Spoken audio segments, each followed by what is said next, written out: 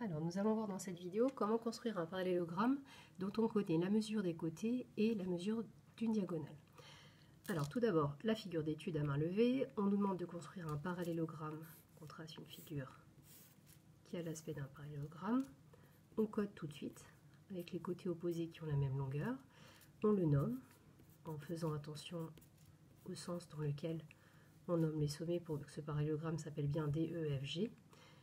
Ensuite, on met les mesures. On nous dit DE égale 5 cm, EF égale 3 cm et DF, donc la diagonale, mesure 4 cm. Alors maintenant pour tracer, donc comme d'habitude pour les quadrilatères dont on connaît une diagonale, il faut s'imaginer et essayer de visualiser le fait que ce parallélogramme en fait est constitué de deux triangles qui ont un côté en commun qui est le segment DF. Donc on va d'abord tracer nous le triangle DEF, comme on a l'habitude de le faire. Donc on connaît ces trois longueurs de côté, donc on va le faire au compas. Et ensuite on complétera en traçant le triangle DGF, sachant que ce côté va mesurer également 5 cm et ce côté 3 cm, d'après la propriété, des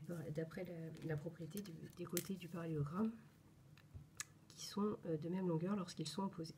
Alors on commence par le triangle DEF, donc on peut choisir n'importe lequel des trois côtés pour le tracer, ça revient au même. Donc, imaginons que je commence par DE. Ensuite, avec le compas, on va reporter 3 cm à partir du sommet E.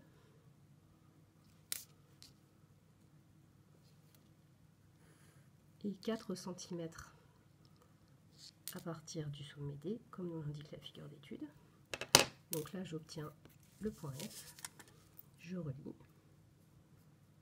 Vous n'êtes pas obligé de tracer la diagonale. Si ça vous aide à mieux visualiser ce qui se passe sur votre figure, vous pouvez par exemple la tracer en pointillé.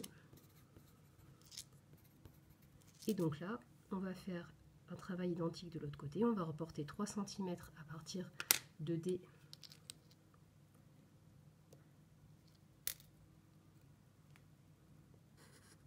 et 5 cm à partir de F. Donc plus votre figure d'étude est détaillée avec les mesures, et plus vous aurez de facilité à construire le parallélogramme, puisque vous pourrez vous appuyer sur cette figure d'étude pour comprendre quelles sont les mesures dont vous avez besoin. Voilà. Et on termine en n'oubliant pas de coder.